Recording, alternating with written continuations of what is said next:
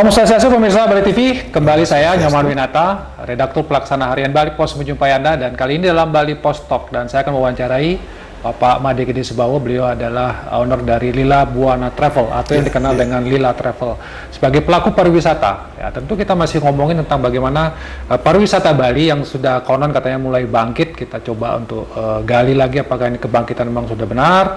Kemudian juga fenomena yang menarik belakangan ini ketika banyak juga wisatawan asing di Bali itu yang berulah sampai kemudian dideportasi oleh kementerian terkait dan juga oleh Pak Gubernur ini yang harus kontang-panting juga bergerak untuk mendeportasi wisatawan yang berulah ini. Kita langsung sapa dulu narasumber kita. Om Swastiastu Pak Made. Om Swastiastu Pak Nyoman. Tapi kata saya kenang ya. Atung kare kena. Nah, kita dalam Bali Pos Talk kali ini Pak Made. Kalau kita lihat pariwisata, ini Pak Gede, Pak Made kan punya travel. Kita mulai ada geliat Pak Made ya. Sampun sudah mulai ada geliat sekarang. Ya, kita cukup berbahagia, ya, patut disyukuri lah, sudah mulai Pak Nyoman. Dan ini bagian dari upaya dari pemerintah Provinsi Bali juga ya, untuk bagaimana mengupayakan agar pandemi landai, kemudian menggerakkan pariwisata juga. Betul. Jadi ya tanpa perlu kita pungkiri, ya kita juga Dian Pendidi berterima kasih sama Bapak Gubernur, ya, beserta jajaran beliau. Dan juga tentu pemerintah Indonesia ya juga tidak kalah hebatnya, karena kan hubungan dari luar negeri dengan kita di Indonesia itu pasti ranahnya pusat gitu. Tapi daerah yang menyambut kebijakan-kebijakan pusat secara arif dan bijaksana itu yang kira bisa mempercepat pemulihannya Pak Nyoman, karena Bali memang kita hanya bertumpu kepada pariwisata. Karena kita tidak ada industri lain gitu. Jadi syukurlah ini sudah seperti gayuh bersambut. Kami senang kalau sudah ada satu teamwork yang bagus antara pusat dan daerah, sehingga kami jauh lebih ringan jadinya di dalam berusaha untuk meningkatkan wisatawan untuk masuk. Kalau kita bicara tentang waktu, Bali bangkit butuh proses katanya Pak Made. Katanya Pak Made punya pengalaman, kira-kira kita untuk bisa mencapai kondisi yang lebih baik lagi, katakanlah mendekati normal, butuh waktu berapa lama menurut Pak Made? Kalau yang menurut Tian Pak Nyoman, agenda pemerintah pusat dengan G20 ini dengan itu akan menjadi stimulus yang bisa mempercepat, bukan hanya sekali dua kali berlipat-lipat, karena akan dihadiri oleh orang-orang penting di dunia, ya, yang nantinya kami yakin akan mampu menghapus segala kekhawatiran di masyarakat wisatawan. Nah, itu yang kira menjadi stimulusnya. Nah, ini adalah program pemerintah pusat yang patut kita dukung bersama gitu. Tiang yakin kalau melihat itu dalam hitungan setahun, Tiang yakin sudah back to normal. Back to normal. 2023, 2024 kan? 2023, 2024 sudah back to normal. Udah pasti dah. Itu harapan kita bersama ya Pak Made ya? Ya, harus yakin Pak. Jadi jangan jadikan harapan saja, tapi harus yakin juga, ya? Langkahnya sudah jelas Pak. Langkah sudah jelas. Dan itu perlu kerjasama bergandengan tangan semua pihak ya Pak Made? Betul sekali. Jadi yang kita quote unquote wisatawan sekarang, nah kita boleh berbangga dengan adat istiadat dan budaya yang kita miliki, yang juga menjadi kebanggaan masyarakat dunia. Namun hal ini sekarang harus berpacu dengan kemajuan teknologi dan budaya juga gitu loh. Sehingga ada suatu adaptasi, dan Bali pintar memang di situ, tidak menolak mentah, ya, namun yang lokal tidak boleh ditinggalkan begitu Pak. Nah, itu bisa terlihat sekarang contoh hari ini yang bagian daripada budaya adanya satu krematorium, ya, adanya tempat-tempat di mana kita bisa melaksanakan upacara, karena masyarakat sekarang semakin banyak tinggal di rumah yang begitu sempit dengan tidak memiliki bangunan sikut sata seperti orang Bali bilang, sehingga membutuhkan tempat. Nah, ini bentuk daripada pergeseran Pak, yaitu budaya. Pergeseran budaya. Tapi tidak kehilangan identitasnya gitu ya. Tidak menghilangkan makna dan lain sebagainya. Nah, di sini dibutuhkan bagaimana kita mempresent budaya ini supaya bisa diterima oleh masyarakat pariwisata secara profesional dan benar gitu loh. Ya. Jadi jangan sampai kemudian oh ini kita sembahyang di pura ya di depan padme gitu ya, atau barangkali mungkin ada pohon besar yang kita keramatkan, kita sucikan, kita sembahyang di situ. Jangan sampai mereka nanti berpikir oh ini orang Bali Hindu nih nyembah batu, Nyembah berhala. nyembah berhala, nyembah kayu. Kan tak benar Pak, gitu loh ya. Jangan lupa bahwasanya kita kan punya nyepi Pak, yang mana dunia nggak punya. Nyepi. Di situ ya nyepi. Di Bali tutup 1 hari 24 jam. Inilah dunia Bali ini bisa bernafas dengan baik, gitu kan? 1 hari, ya 24 jam. Itu satu contoh yang sangat luar biasa yang kita perlu propagandakan dengan benar. Jangan sampai kemudian di pihak lain, oh ini gila dia nutup begitu atau apa, dia nggak peduli dengan duitnya. Nah ini yang kita mesti harus sampaikan. Menarik tentang budaya, seperti yang saya sampaikan tadi juga tentang menghormati wisatawan harusnya menghormati budaya gitu ya. Betul. Tapi kemudian ada beberapa oknum katakanlah wisatawan asing yang bertindak misalnya mereka menari telanjang atau melakukan perbuatan yang tidak senonoh, bahkan ada yang duduk di tempat sana. Nah ini apa sebenarnya? Apakah memang tamu mau melecehkan atau karena mereka tidak tahu sebenarnya kalau menurut Pak Made? Izinkan saya mengajak Bapak untuk berpikir positif. Ya, walaupun berpikir positif tidak selalu benar, Pak. Kalau semuanya kita pikir positif, maka ruginya ada di kita. Wajib hukumnya kita berpikir negatif. Ada yang memang sengaja dengan tujuan tersendiri, kira-kira menurut pendapat saya. Ada juga karena dia tidak tahu. Nah, yang kita bisa hitung di sini adalah mereka yang tidak tahu. Kita harus bikin mereka tahu. Ya, untuk membuat mereka tahu tersebut, ya.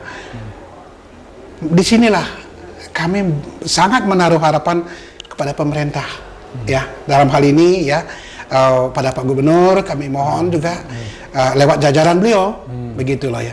Bagaimana kita membuat suatu, ya katakanlah kalau itu propaganda. Oh, adat Bali seperti ini, budaya Bali seperti ini dan lain sebagainya, gitu loh. Ya, jadi jangan sampai kemudian ya ini quote-unquote ya ada bahasa itu yuk mandi di tempat permandian umum telanjang tuh. Kenapa di sini nggak boleh? Bedanya apa? Nah, kalau ditanyakan demikian kan kita jadinya debat kusir di situ gitu loh. Tapi ada budayanya, itulah ya, ada budayanya. Jadi yang jelas di sini dibutuhkan orang-orang yang bisa menyampaikan hal tersebut. Pertama pemerintah, ya, yang membahasakan Bali mau dikesankan seperti apa. Nah itu yang harus dilakukan. Ya? Itu harus dilakukan pertama pemerintah. Di setiap kunjungan, di setiap tamu yang datang di situ mesti harus dimulai. Ada etikanya di situ, ada normanya di situ. Nah kemudian untuk melaksanakan itu di Bali itu dibantu oleh banyak elemen di sini. Satu, PHRI, hotel, patut juga mengedukasi, punya nggak program itu di hotel, sharing tentang budaya. Nah kalau hotel nggak punya, saya kira perlu direkomendasi supaya agar hotel juga mengkampanyekan lah. Betul, mengkampanyekan lah apa yang boleh, apa yang tidak boleh dilakukan. Betul sekali. Kalau berada nanti di luar ini, begini dan seterusnya gitu loh Pak. Nah kemudian kita di pelaku pariwisata yang bernaung di bawah Asita ya udah pastilah. Ya kebanyakan orang kita tuh apalagi yang memang asli lahir hidup mati di Bali, bahkan teman-teman dari luar Bali pun juga sudah mengetahui hal ini. Jadi kita berpikir positif, tidak mungkin mereka ngomong yang tidak gitu loh, karena ini kan menyangkut masa depan kita, gitu kan. Ada guide tentu. Nah ini yang diberdayakan gitulah. Ya. Gitu. Tapi kalau katakanlah banyak wisatawan juga yang hari ini datang ke Bali itu apa istilahnya mereka itu sendirian datang. Artinya mereka mulai pesan tiketnya secara online, kemudian pesan tempat akomodasinya tidak mesti hotel. Kadang-kadang kan ada juga yang ngekos katanya bahkan. Ya, betul. Nah, bagaimana mengontrol tamu ini atau wisatawan asing ini yang datang ke Bali dengan bebasnya, dengan leluasa, sehingga agak susah juga kalau kita memberitahukan mereka ini boleh tidak boleh, gimana caranya? Nah, menurut pendapat saya ya Pak, saya tidak melihat tamu itu terbang dari Bali dengan langsung turun gini, enggak. Dia bisa juga terbang lewat pesawat itu. Tapi dia ada di bandara. Oh, bandara ya. Ya. Kemudian kalau dia lewat laut tuh ada di pelabuhan laut ya. Ya, Pak ya. Lewat darat juga ada. Gitu kan? Di setiap penyeberangan ya. Nah, di sini saya kira poin-poin yang kita perlu stressing sedikit. Mana yang lebih didominankan di sana, informasi apa gitu loh. Nah, jadi dengan demikian saya kira yang lain kemudian mengikuti gitu loh. Pintu masuknya ini yang kita perlu mantapkan dulu gitu loh ya. Kalau kita bicara kan ada yang dengar, ada yang tidak. Nah, yang mendengar mungkin yang mau datang, itu mungkin. Yang tidak mau datang ke Bali, barangkali dia mau ke tempat lain, untuk apa dia mendengar itu kan gitu. Tapi yang jelas kalau mereka sudah terbang ke Bali, dia akan turun di bandara, gitu kan. Nah, turun di bandara, nah disitulah kita berikan informasi tersebut bisa selebaran. Nah, inilah yang kami butuhkan dari pemerintah, mungkin bekerja sama dengan dinas pariwisata dan budayanya itu, Pak. Itu yang saya kira ini adalah poinnya untuk kita bisa menghindari gitu loh. Nah, jadi yang sekarang ini saya tidak tahu, mungkin sudah dilaksanakan, cuman belum kelihatan gregetnya. Tapi yang terlihat kemudian adalah setelah itu viral naik gitu loh. Baru viral, ketika viral baru kemudian ada tindakan. Nah, sekarang yang memviralkan ini juga kan pemerintah juga kami mohon supaya mengedukasi kita. Kalau ada hal yang aneh-aneh, tolonglah, gitulah ya, jangan diviralkan. Sampaikan seperti tadi ya, mungkin kita sampaikan pada ini terkait gitu loh. Nah, itu yang kira ya. Jadi kalau itu diviralkan kemudian ya terkenal, tetapi ya dampaknya terhadap kita. Pak Made, kalau kita lihat upaya yang dilakukan oleh pemerintah, terutama Pak Gubernur, mendeportasi, apakah ini sudah langkah yang tepat? Atau bahkan harusnya lebih, bukan deportasi, tapi mereka juga harus dicegah ditangkal, tidak boleh lagi datang ke Bali, atau gimana, supaya ada efek jerah juga, Bu? Ya, terima kasih. Yang kira Pak Gubernur sudah memang itu harus dilakukan, walaupun mungkin itu bukan keinginan beliau ya, untuk mendeportasi tamu gitu loh ya. Betul. Nah, kalau kenapa demikian? Apa jadinya kalau tamu tersebut memang tidak tahu, gitu loh ya. Nah, di sini kita punya kesempatan untuk membicarakan tentang Bali. Bila mana Anda berkunjung ke Bali, semuanya via online dengan kemudahan teknologi dan lain sebagainya, ya. Tapi kan tetap saja mereka datang secara offline, gitu kan? Orangnya datang ke sini kan begitu.